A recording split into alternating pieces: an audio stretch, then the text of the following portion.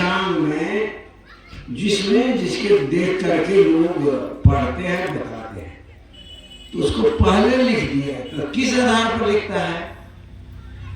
गणित की गणना है। पृथ्वी अपने धुरी पर घूमती है, अपने कक्ष में घूमती है, अक्ष में घूमती है, कक्ष में घूमती है। पृथ्वी कहाँ घूमती है? अक्ष में घूमती है, कक्ष में घूमती है।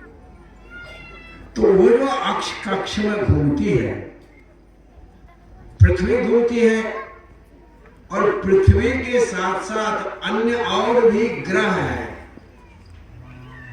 मंगल है, शनि है, बुध है, आदि सभी ग्रह हैं, चंद्रमा है, और उसकी गणना है। इसकी पृथ्वी की गति है, एक सेकंड में कितना दूर या एक दिन में कितना दूर जाती है अपने 24 घंटा में। अभी जैसे शाम हो गई, कैसे शाम हो गई? अपने कक्ष में, अपने धुरी पर अभी 1 घंटा में घूम गई है, एक बार शाम हो गई। आइए फिर घूमेगी तो कुछ देर, इतना बज करके इतना मिनट पर सुबह सूर्योदय होगा। अभी शाम हो गई, देखिए अभी कितना देर है, सवेरे है ना। सुबह में जब सूर्योदय होगा तो 6 बज चुका होगा, और तब सूर्योदय होता है। अभी रात बड़ी हो गई, दिन छोटा हो गया। तो ये जो घूमती है पृथ्वी अपनी धुरी पर, उससे तो दिन रात होता है, और सूर्य के चारों तरफ परिक्रमा करती है अपने। ये वर्ष होता है, जिसको आप जाड़ा, गर्मी, वर्षा, ये ऋतुएं बदलती है, क्योंकि इसकी सूर्य से इसकी दूरी नजदीक और कम होती है, घूमती है। और उसकी गणना पंचांग में पहले कर दिया जाता है। ये इतना बज करके इतना मिनट पर सूर्योदय आज होगा, इतना बज के इतना मिनट पर कल होगा, इतना। तो गणित के आधार पर ये चक्र चलता है। आपका भी जीवन चक्र है, उसमें भी गणित है, जीवन का गणित। ध्यान से सुनिए, मैं किस दिन कब क्या बोलूंगा ये मुझे भी पता नहीं होता, समझ जाइए। जीवन का गणित होता है। जीवन का गणित क्या है? आप भौतिक गणित तो पढ़े, 2 जोड़ 2 भागा 2 बराबर 3, ये तो पढ़ लिए। लेकिन जीवन का गणित क्या है? आज संसार में लोग दुखी क्यों है? संसार में लोग परेशान क्यों है? क्योंकि उसके जीवन के जो गणित का सूत्र है वह उसको मालूम नहीं है। जीवन के जो गणित है उसको वह नहीं जानता है। जिस दिन गणित का हिसाब जिस तरह से 2 जोड़ 2 भागा 2, यहाँ तो स्कूल कोई गए नहीं है तो जानेंगे नहीं। कोई कह देंगे 4 तो कोई कह देंगे 2, लेकिन जो गणित पढ़े हैं उसके अनुसार से इसका उत्तर 3 होगा। कहिएगा कैसे? 3 इसलिए होगा कि इसका सूत्र है, पहले का करो तब करो भागा, सकल गुना करो जोड़ घटावा। ये सूत्र है। पहले का की क्रिया होती है, तब भागा की क्रिया होती है, तब गुना की क्रिया होती है, तब जोड़ की क्रिया होती है, तब घटाव की क्रिया होती है। लेकिन यदि हम इसके क्रम को बदल दें तो उत्तर गड़बड़ा जाएगा। दो और जोड़ दो को जोड़ दिया 4 और 2 से भागा दे दिया, कितना उत्तर हुआ? 2। उत्तर गलत है। 2 को 2 से पहले भागा देंगे, उत्तर होगा 1, और 1 को 2 में जोड़ देंगे, उत्तर हुआ 3। तो 2 जोड़ भागा 2 जोड़ 2 भागा 2, उत्तर बराबर 3 हुआ। ये हिसाब सही हुआ। ठीक उसी तरह से आपका जीवन का गणित क्या है? सब अंधकार में अभी होंगे, क्योंकि पता ही नहीं है, इस तरह की पढ़ाई ही नहीं हुई होगी कि जीवन का भी गणित होता है। तो आज बेलसरा की धरती पर मैं बोल रहा हूं कि जीवन का गणित होता है, जो हमारे ऋषि मुनि भी बनाए हैं। हमारे ऋषि मुनि बनाए हैं। इसके कई गणित के कई चैप्टर होते हैं। तो एक चैप्टर में पहला कहता हूं, जैसे बच्चा जन्म लिया तो बच्चा बचपन अवस्था है, तो बचपन अवस्था है तो परिवार का जीवन कैसे आप जिएंगे? तो सूत्र दिया है, 5 वर्षाणि लाड़यति। 5 वर्षाणि मतलब 5 वर्ष। 10 वर्षाणि ताड़यति। प्राप्ते षोडश वर्षाणि पुत्र भवति मित्रवत्। ए माता जी बोलिए नहीं, कहीं मिलने वाला नहीं है ये सब। आज जिसको समय हो गया है, भूख लगी है, चले जाइए धीरे से। बोलिए सदगुरु देव की जय। हमारे ऋषि ने गणित का, जीवन के गणित का सूत्र दिया। क्या दिया? 5 वर्षाणि लाड़यति। 5 वर्ष तक बच्चे को लाड़ प्यार करो और शिक्षा भी दो। और 10 वर्षाणि ताड़यति। 5 वर्ष के बाद जब 10 वर्ष की अवस्था तक होगा तो बच्चे चंचल होते हैं, वह गलत कर्म भी कर सकते हैं। तो उस समय उसको ताड़ना दो, अर्थात उसे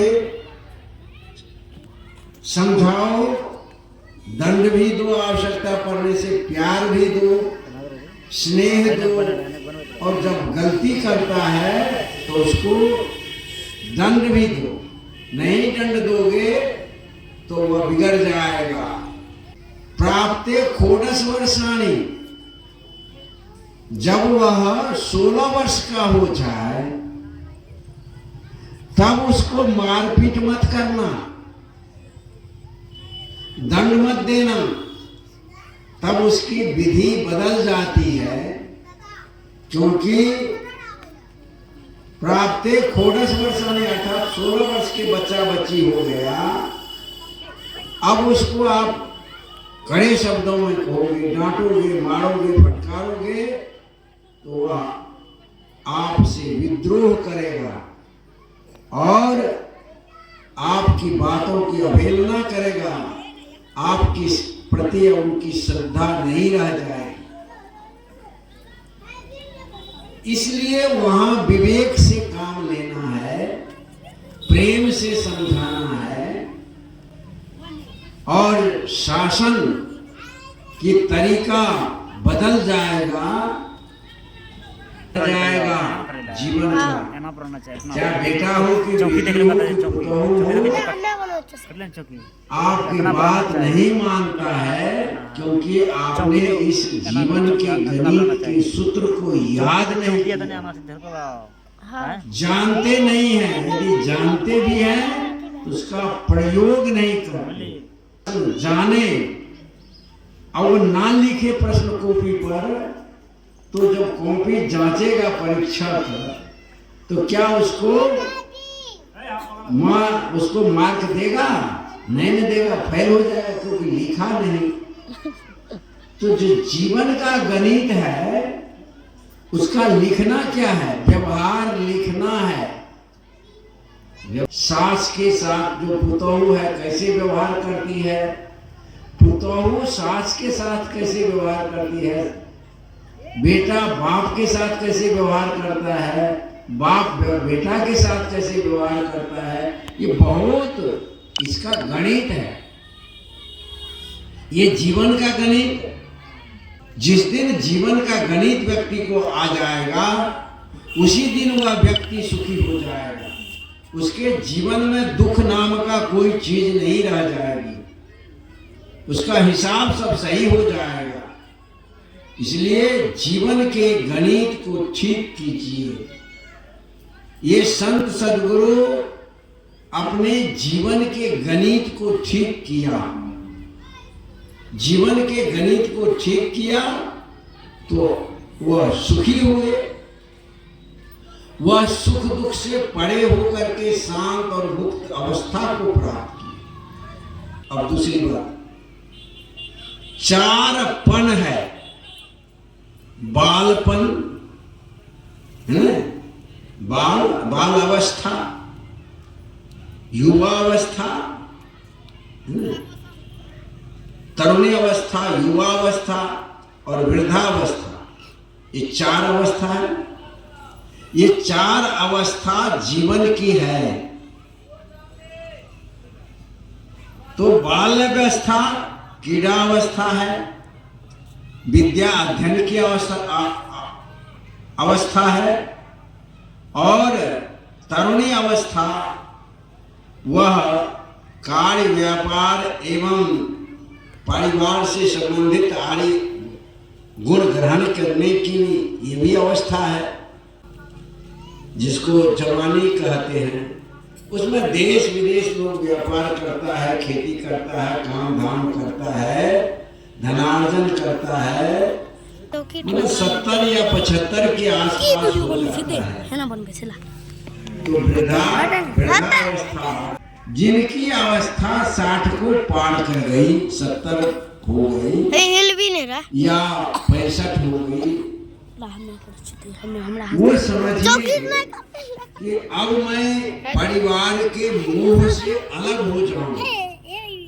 अब परिवार का मोह करना, अब जो है बेटा बेटी जो आपके परिवार के, आपके बाद के सदस्य हुए, जो आपके दायित्व को अपने कंधे पर लेंगे, उनको वह भार सौंप दो और आप मोह से मुक्त हो।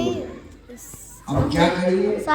वैराग्य को अपने जीवन में, चौथे पन निर्भर संन्यास अवस्था को ग्रहण करते हैं। ये गृही अवस्था में घर में रहने का गणित है। मूल्यवान शरीर को पाकर के जीवन का सूत्र नहीं समझने के कारण व्यक्ति दुखी रहता है। नौ मन सूत अरुझ नहीं सरुझे, अधिक अधिक अरुझाई। जीवन का गणित के बारे में सदगुरु कबीर साहब ने धरती के सभी मानव को देखा, कहा इसका गणित तो बड़ा बिगड़ गया है। संसार के लोग बड़े दुखी हैं। क्यों दुखी हैं? तो नौ मन सूत अरुझ नहीं सुलझे, अधिक अधिक अरुझाई। आप उसको खींचोगे उतना उसमें गांठ पड़ता ही चला जाएगा, आपका जीवन समाप्त हो जाएगा। नौ मन सूत उलझ उलझ करके खत्म हो। वो तो नौ मन सूत इसलिए कहा, उलझन के 9 ठो रास्ते हैं। उलझने का मार्ग कितना है? 9 मार्ग है उलझने का। कौन कौन सा 9 मार्ग उलझने का है जिसमें लोग उलझा हुआ है? 9 मन सूत के 9 गांठ है। एक गांठ को आप खोल लोगे तो एक गांठ खुल गया, अब उतना 2 रस्सी सीधी हो जाएगी। दूसरे गांठ को खोलिएगा तो दूसरा वो सीधी हो जाएगी। तीसरे, चौथे, 5वें, 6ठे, 7वें, 8वें, 9वें 9 गांठ आपके जीवन में है, जान। उस गांठ को खोलो।